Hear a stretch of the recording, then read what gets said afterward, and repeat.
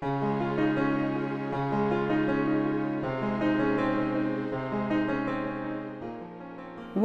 and how we behave.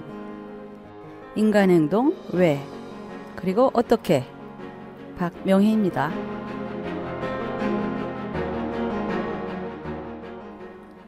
여러분 한 주간 동안 평안하셨나요?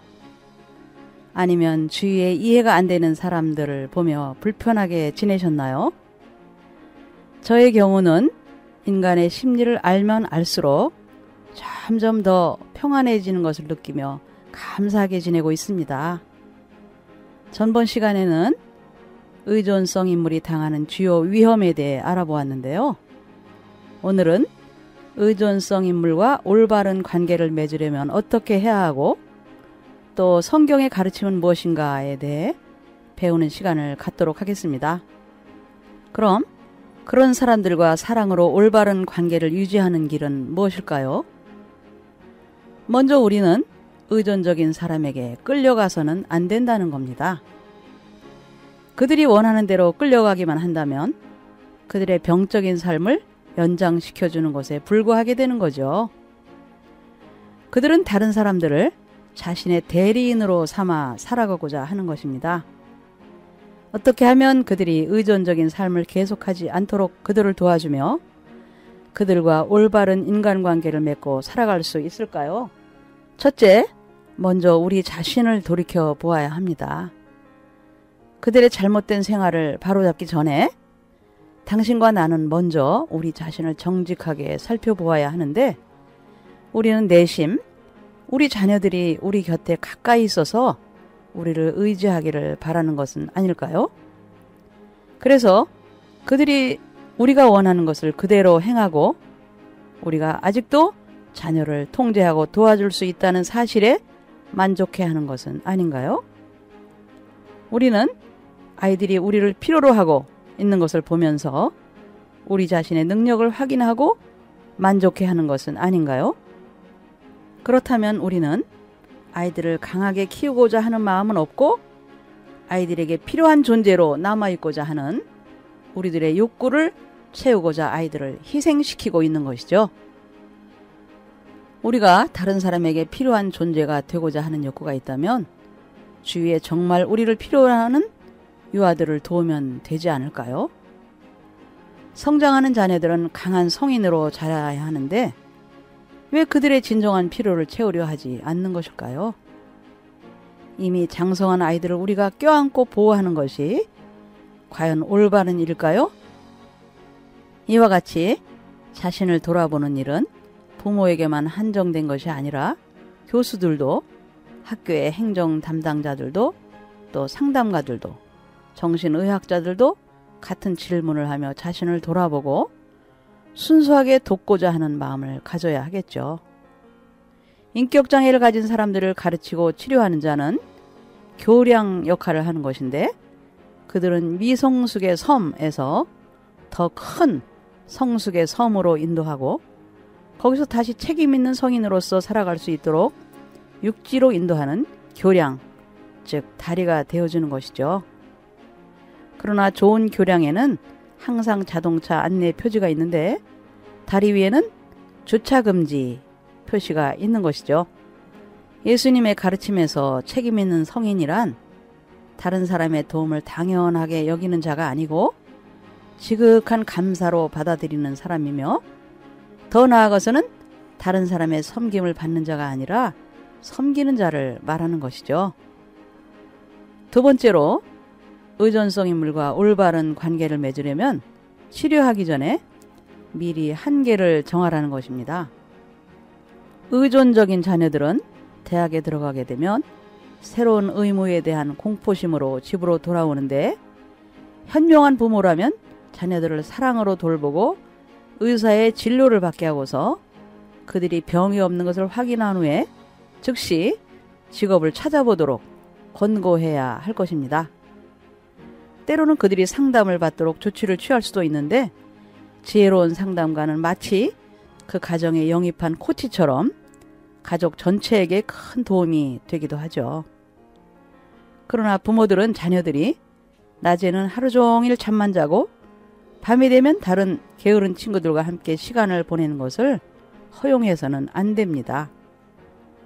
사도 바울은 일하지 않으려거든 먹지도 말라고 했죠. 또한 학교에 적응하지 못하는 자녀들이 있다면 학교를 당분간 쉬게 하는 것이 좋습니다. 대학에 가기 전에 여러 가지 다양한 직장을 경험해 보는 것도 좋고요. 돈이란 의존성 인물의 의존심을 영구화하는 요인이 되기도 하는데요. 대학이나 전문학교 학생들, 특별히 졸업일이 정해져 있지 않은 대학원생들 가운데는 학문의 뜻을 두기보다는 그저 학교에 정만 두고 있는 사이비 학생들이 있습니다. 그들은 부모의 재정을 탕진하고 배우자, 즉 대부분의 경우에 아내가 재정적 책임을 질 것을 기대하면서 의존적 인격장애를 보이기도 합니다. 돈을 낭비하는 사람들을 보면 누군가가 그들에게 돈을 대주는 사람이 있어서 낭비를 한 다음에도 별 어려움을 당하지 않는 경우가 많은데, 때로는 가정에서 부모나 할아버지가 결혼한 자녀들 또는 손자, 손녀들의 낭비에 돈을 보태주기도 하죠. 부모가 자녀를 과잉보호하게 되면 성인이 되어서도 의존성 인물이 되기 십상이죠. 부모의 과보호는 자녀들이 스스로 자신을 돌볼 능력이 없다는 생각 때문인데요. 그들은 부모의 과잉보호에서 그런 메시지를 듣는 것입니다. 그래서 그들은 주도권을 행사하지 못하게 되고 마침내 열등감과 무력감으로 인해서 스스로를 돌볼 능력이 파괴되고야 맙니다.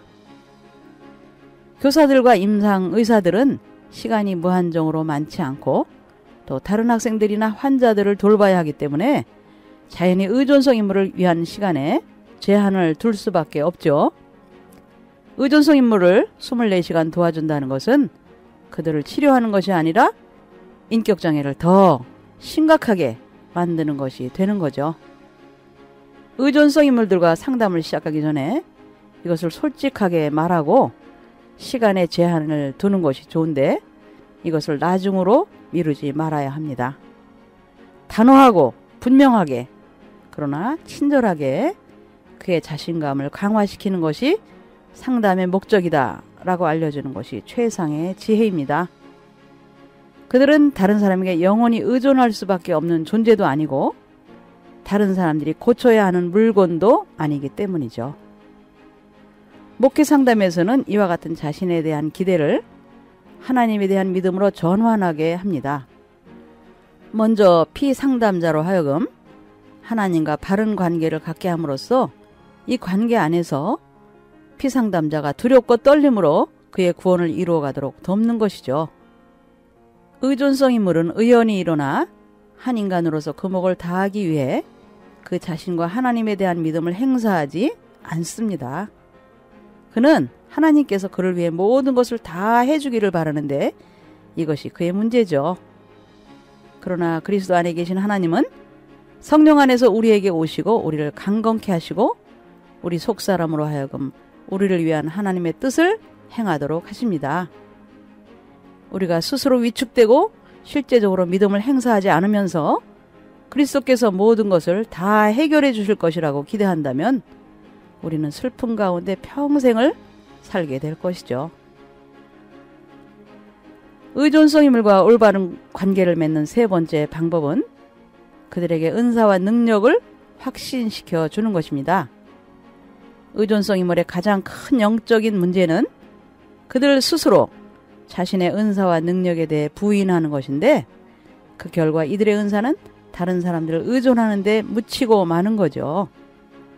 그들 자신이 자신을 믿지 못한다 할지라도 우리는 그들을 믿어줘야 하는데, 그들의 은사가 무엇인지 알려주고 확신을 주며 그들이 은사를 행하기를 기다리며 지켜보아야 합니다. 적대심을 가지고 그들을 대해서는 안 되며 예수께서 그를 믿는 자들에게 능력을 주시고 이 가능성을 실현하도록 도우신다고 격려하며 그들이 믿음을 행사하도록 도전해야 합니다. 그럼 의존성 인물에 대한 성경의 가르침을 살펴볼까요? 의존성 인물을 어떻게 대해야 하는지에 대해 풍성한 자료들이 성경에 밝히 나타나 있는데요. 특별히 구약의 지혜 문학에 그리고 예수의 비유에 많이 나타나 있죠. 상담에 대한 전문 서적을 보면 이러한 사람들의 내면에 끊임없이 일어나는 불안과 자신감의 부족을 지적하고 있는데요. 매일매일 살아가면서 처리해야 할 일에 대한 부담감과 압박감을 느낄 때면 그들은 자신들이 의존하는 사람들의 모습으로 가면을 쓰고 자신을 위장하죠. 잠언에는 우리가 받아야 할 충고가 기록되어 있는데 사람의 마음에 있는 모략은 깊은 물 같으니라. 그럴지라도 명철한 사람은 그것을 길어내느니라고 쓰여 있죠. 그래서 우리는 무능하고 낮은 자화상이라는 수면을 뚫고 물속 깊은 곳에 있는 그들의 불안과 절망을 바라보아야 합니다. 우리는 그들의 숨은 능력을 찾아보며 그들을 지으신 이가 설계한 원대한 목적을 발견해야 하죠. 우리는 그들의 이웃으로서, 교사로서, 목사로서 그들도 성숙한 성인이 될 수 있다는 것을 믿고 이해해야 하죠. 의존성 인물들은 마음의 상처를 받은 자들인데 하나님께서 그들에게 능력을 주셨는데도 사람들은 가정과 교회와 또 학교에서 그들의 능력을 믿지 않고 상처를 줬습니다. 우리는 그들을 위로하고 격려하며 그들에게 신뢰를 보여주어야 하죠. 하나님은 그들을 창조하셨기에 의존적 인물이 된 그들을 사랑하고 끝까지 믿어주시죠. 그러나 이 각박한 세상은 하나님의 무한하신 은혜도 알지 못하고 깊은 물속에 숨겨진 지혜도 알지 못하는 것이죠. 네, 여러분, 우리 주위에 있는 많은 의존성 인물들을 깊이 이해하고 도와줄 수 있는 방법이 보이시죠? 다음 시간에는 포장된 인격의 가면, The Mask of Packaged Personality에 대해 배워보죠. 여러분, 안녕히 계세요.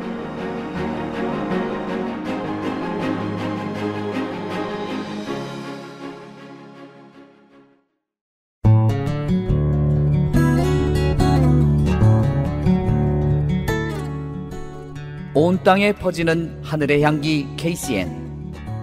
지금 여러분은 인터넷 라디오 KCN을 듣고 계십니다.